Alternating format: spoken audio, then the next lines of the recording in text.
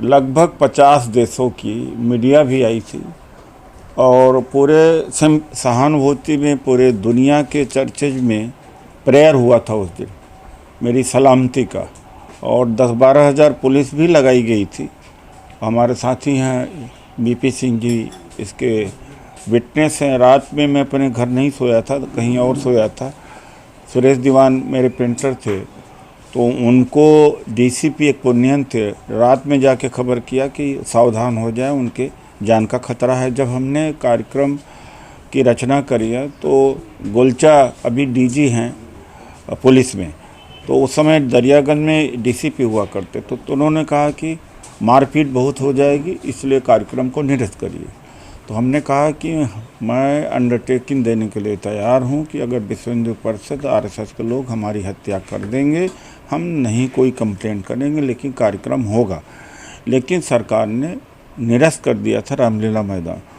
IB के माध्यम से पूरे देश के अंदर जहाँ जहाँ से लोग चल रहे थे वहाँ रोकने की कोशिश किया। यहाँ दिल्ली की सारी सीमाएँ सील हुई। टाइम्स ऑफ इंडिया ने 50,000 लिखा था खुद। जैन टीवी उस समय हुआ करती थी, लगभग 2 लाख की रिपोर्टिंग उसने किया था। और 15 दिन पहले 20 दिन पहले से गिरिराज किशोर विश्व हिंदू परिषद के थे, लगभग दूसरे तीसरे दिन प्रेस कॉन्फ्रेंस करते थे।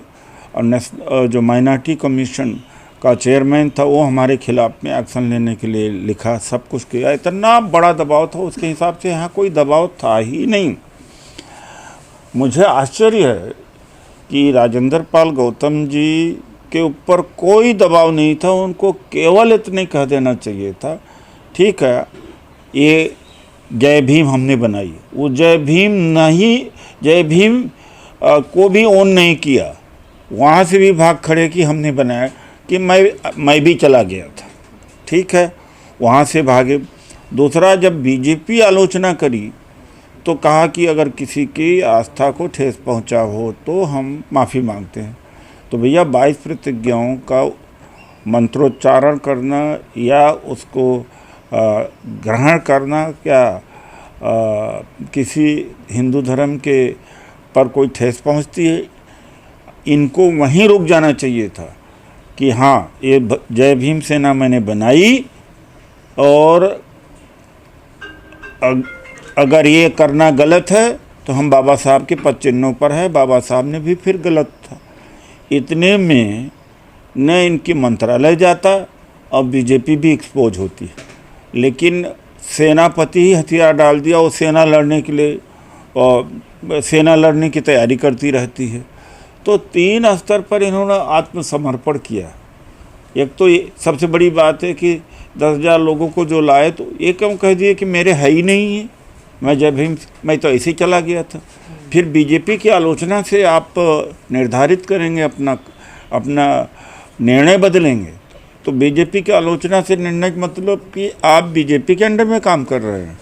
और केजरीवाल की पॉपुलैरिटी को बचाने की, छवि को बचाने की, और गुजरात में चुनाव में क्षति न होने के लिए आपने स्वयं इस्तीफा दे दिया। अरे केजरीवाल को निकालने देना चाहिए था, तब देखते। केजरीवाल, जितेंद्र तोमर, सत्येंद्र जैन और सिसोदिया के पीछे राख की तरह खड़े हो गए, ढाल बन करके खड़े हुए हैं। यहाँ तो इसने कोई गलती नहीं किया था, कोई भ्रष्टाचार का ये नहीं मांग लिया। तो इससे ये लगता है कि कितनी जातिवादी मानसिकता केजरीवाल में है। 2008 में इक्वलिटी फोरम में इन्होंने लॉन्च किया था आरक्षण के विरोध में। डॉक्टर अम्बेडकर का फ़ोटो से प्यार है इनको, लेकिन विचार से नफ़रत है। तो ये डॉक्टर अम्बेडकर की जो फ़ोटो लगा रहे हैं वो केवल वोट के लिए लगा रहे हैं। हमारा समाज बुद्धू है, फ़ोटो को देख के प्रभावित हो जाता है, नहीं होना चाहिए। इसमें सबसे ज़्यादा अरविंद केजरीवाल के एक्सपोज हुए। अरविंद केजरीवाल क्यों नहीं खड़ा हुए राजेंद्र पाल गौतम, चूँकि वो दलित मंत्री है, और सिसोदिया के लिए जान लगा दिया है, सत्येंद्र जैन के लिए जान लगा दिया, जबकि आरोप है उनके ऊपर, बड़े गंभीर आरोप है, ज़मीन के शराब का आरोप। यही फ़र्क है इन दोनों में। सर, आपने कहा कि इस्तीफा उन्होंने दिया, लेकिन लोग कह रहे हैं कि इस्तीफा लिया गया, ज़बरदस्ती कहा गया है। नहीं तो फिर गौतम जी को तो कहना चाहिए था कि मैं नहीं दूंगा। और फिर उन्होंने अपने पत्र में लिखा है कि मैं अपने नेता की छवि के लिए गुजरात में चुनाव के परिणाम को देखते हुए इस्तीफा दे रहा हूं। तो सर वजह क्या है, वो अभी भी अपना नेता मान रहे हैं और समाज उनके पीछे है? देखिए, इमोशनल समाज है। समाज तो मोदी के भी पीछे हो जाता है, मुद्दा समाज तो एक ढोंगी के भी पीछे हो जाता है, समाज तो मतलब है कि जाति के नेता भी पीछे हो जाता। तो समाज का पीछे होना जरूरी नहीं कि समाज सही आकलन कर भी पा रहा है। तो क्या पर्दे के पीछे से केजरीवाल उनके साथ खड़ा है, जो इस वजह से बार बार वो कह रहे हैं मेरा नेता केजरीवाल, मेरा नेता केजरीवाल? अब तो मुझे नहीं लगता, इसके बावजूद मगर मेरा नेता केजरीवाल कह रहे हैं, तब तो गर्दन कटने के बाद तो औरों का गर्दन कटाने में पड़े हुए हैं। ऐसे में परिस्थिति में तो इनको कुछ करना ही नहीं चाहिए। केजरीवाल का, जब केजरीवाल इनका साथ नहीं थी, एक केजरीवाल का क्यों साथ दे रहे हैं? हाँ, वही तो सवाल है सर, क्या कोई मकसद है इसके पीछे? मकसद क्या, इनको कोई अच्छा मंत्रालय भी नहीं दिया था। पहले का चाइल्ड वीमन का वो भी छीन लिया था, वेलफेयर ही कुल मिला के दिया था। तो किस बात का इनको आरोप लगेंगे भाई? और वेलफेयर होते हुए भी कोई प्रिंसिपल नहीं बनवा पाए। 28 प्रिंसिपल दिल्ली गवर्नमेंट में है, एक नहीं बनवा पाए। स्कॉलरशिप, फॉरेन स्कॉलरशिप में लिस्ट केजरीवाल के तरफ से आ गई थी, सब के सब जनरल के थे। उसके बाद में भी जब जो 300 या 400, मेरा ख्याल 400 दिल्ली स्कूल हैं, 1100 हैं, जो भी है मैं नहीं जानता, उसमें एक मैनेजर की पोस्ट निकाला था इन्होंने, उसमें कोई रिजर्वेशन लागू नहीं किया। तो कौन सा भला दलितों का किया? राजेंद्र पाल गौतम जी ने दलितों के किस मुद्दे पर स्टैंड लिया?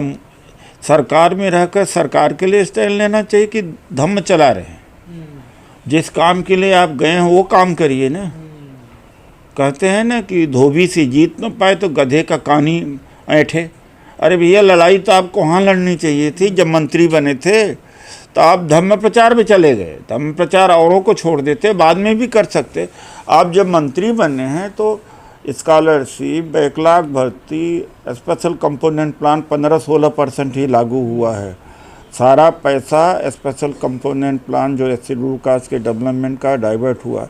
आप वो काम कर ही नहीं रहे हैं, जो आपका काम नहीं वो कर रहे हैं आप। आपको लगता है सर दूसरी सरकार में रह के कोई SC ST का मतलब मंत्री अपनी मांग बात रख सकता है, जैसे आप कह रहे हैं बैकलॉग? नहीं कर सकता है। मैंने तो खुद देखा है कि मोदी जब फ्लोर में रहते थे तब मैं उठाता था कि सुप्रीम कोर्ट में, हाई कोर्ट में जजेज नहीं हमारे SC ST, तो कुर्बानी के लिए तैयार रहना चाहिए। और 5 साल में, मेरे 5 साल के समय में 500-600 स्पीचेज मेरे हैं, उसमें से 300 तो SC ST 400 के हैं, और ज़्यादातर सरकार के नीतियों के विरुद्ध बोला हूँ जहाँ गलत हुई है। सत्ता पक्ष का रहते हुए मोदी जैसा नेता होते, इनको कौन सा ऐसी डर थी भाई? सर आपने स्टार्टिंग में जिक्र किया मिशन, जय भीम मिशन जो इन्होंने संगठन बनाया, कहीं वो तो गड़बड़ नहीं है कुछ उसमें? जय भीम मिशन, देखिए, जय भीम मिशन को तो इन्होंने अनाथ कर दिया था ना उस समय। जब वक्त आया था उसका नेता बनने का, तब तो ये छोड़ भागे। वक्त आया था नेता बनने का, जब इनकी आलोचना शुरू हुई, तब तो कह दिए तो मेरा है ही नहीं है। तो सर भीड़ किसकी थी सर ये 14 तारीख को उनके साथ में? नहीं तो भाई, भीड़ तो कोई भी इकट्ठा कर देता है,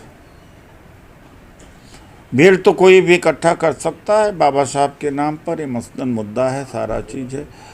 ये तो भीड़ तो पाखंडी भी खड़ा कर लेते हैं, और जाति के नाम पर हो जाता है, क्षेत्र के नाम पर हो जाता है, खाने पीने के नाम पर हो जाता है, भक्ति के नाम पर हो जाता है। तो इस देश में भीड़ इकट्ठा करना मुश्किल नहीं है। तो सर बाबा साहब की बात तो सभी करते हैं ना, फिर 22 प्रतिज्ञाओं से क्या दिक्कत है? 22 प्रतिज्ञाओं से दिक्कत बीजेपी और आम आदमी पार्टी को है। तो सवाल जब खड़ा करते राजेंद्र पाल गौतम जी, तो बात बनती ना। हमारे आपके खड़ा करने से बात नहीं बनेगी ना। हम तो सवाल करने की स्थिति में है ही नहीं है। सवाल करने की स्थिति में वो है जिसने ये शपथ 22 प्रतिज्ञाएँ करवाई, वही समय था खड़ा करने का। हम साइड से करें उसका महत्व नहीं होता। आरएसएस या बीजेपी को इनसे क्या, वो भी तो बाबा साहब की जयंती मनाते हैं, उन पे फूल चढ़ाते देखिए हैं। ऐसा है, मेरे अलावा देश का कोई आदमी बोल रहा है हमेशा से आरएसएस और बीजेपी का, पता नहीं क्यों नहीं बोलते हैं लोग, लेकिन बोलने का समय वही था। अभी भी कुछ समय है। जब 22 प्रतिज्ञाओं की चुनौती मिली और इसको आरएसएस और आम आदमी पार्टी ने विरोध किया और जिसने झंडा बरदारी इसके किया था, वही समय था कहने का कि इसमें क्या कमी है, क्यों विरोध कर रहे हैं।